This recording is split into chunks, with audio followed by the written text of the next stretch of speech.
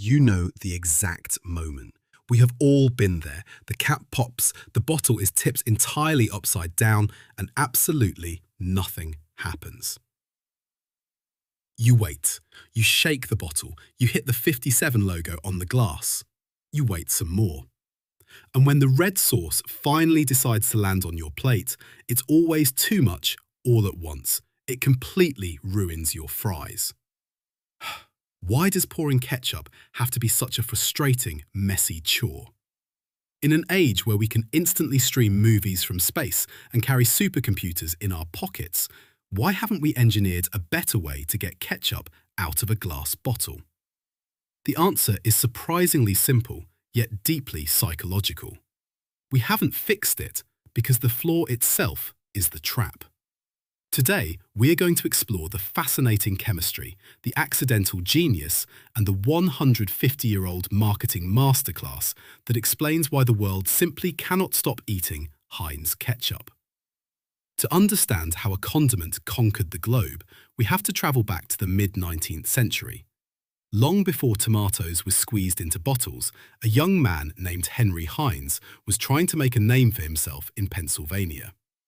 Henry was just 21 years old when he launched his very first commercial product. It wasn't ketchup, but something much more pungent: horseradish. He took his mother's beloved recipe, grated the spicy root, and started selling it locally to neighbors and grocers. Even at 21, Henry had a brilliant, almost prophetic eye for marketing. In those days, food standards were non-existent. Competitors sold their horseradish and sauces in dark, opaque brown or green jars. Why? Because the dark glass hid the imperfections. It hid the fact that the horseradish was often diluted with cheap fillers like turnip or wood dust. Henry Heinz looked at this shady industry standard and did the exact opposite. He chose to bottle his mother's horseradish in completely clear, transparent glass jars. This was an absolute revelation. He wanted the world to see the pure, unadulterated quality of his product. He had nothing to hide.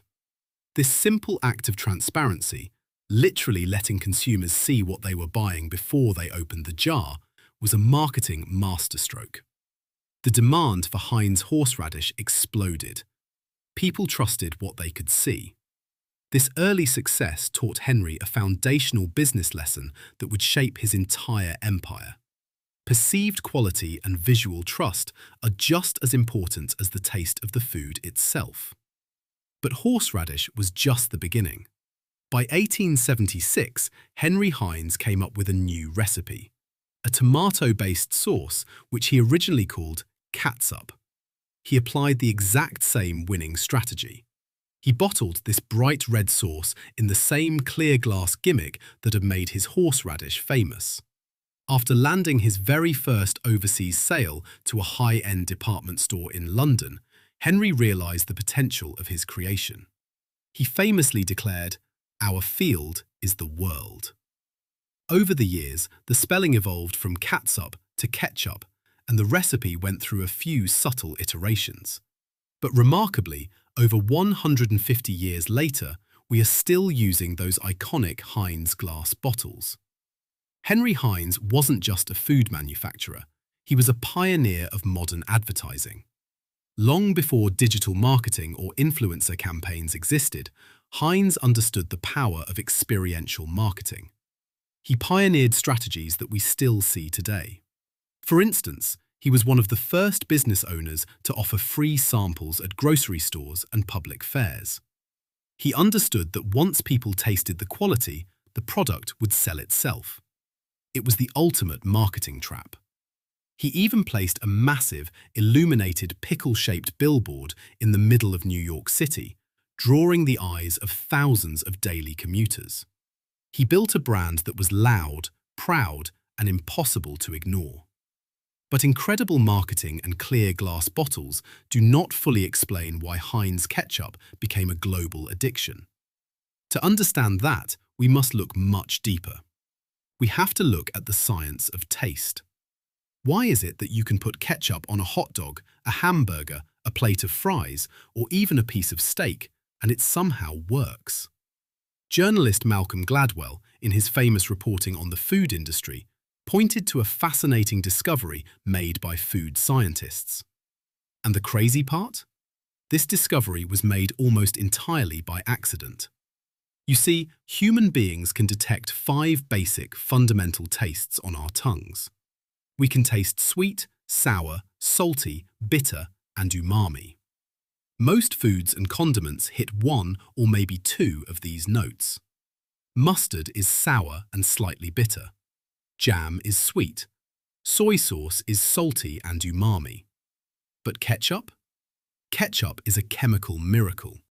According to scientists, Heinz ketchup manages to hit all 5 basic tastes humans can detect in a single, perfectly balanced hit. When that red sauce hits your tongue, your taste buds are sent into overdrive. You get the sweetness from the added sugars. You get the sharp, acidic sourness from the distilled vinegar. You get the saltiness required for preservation. You get the faint bitterness from the tomato skins and spices. And finally, you get a massive hit of umami. Umami is that rich, savory, meaty flavor profile. Tomatoes naturally contain high levels of glutamate, the compound responsible for umami. When you cook tomatoes down and concentrate them, they become an umami bomb. Almost no other condiment in the world activates the entire sensory spectrum of the human tongue quite like ketchup does. But this perfect flavor profile wasn't designed in a laboratory from day one. It was actually the result of a massive public health crisis. By the early 1900s, ketchup was already a fixture on American dining tables, but honestly, it was a mess. Most commercial ketchups of that era were incredibly thin, watery, and prone to rotting. To keep the sauce from spoiling on the shelf, manufacturers packed their recipes with a chemical preservative called sodium benzoate.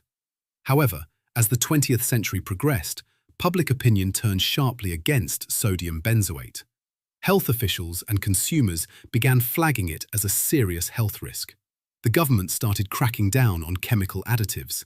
The entire ketchup industry was facing an existential threat.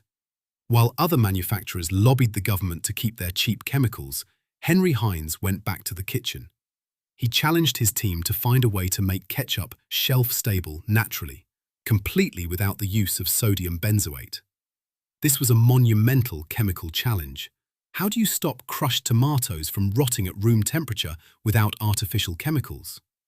Heinz and his team started experimenting, and what they stumbled into was something much, much bigger than a simple preservative fix. They accidentally created the texture that would define the brand for the next century. The solution to the sodium benzoate problem turned out to require a complete overhaul of the ingredients. First, Heinz started using much riper, redder tomatoes. These overripe tomatoes were naturally loaded with pectin, a biological compound that acts as a natural thickening agent.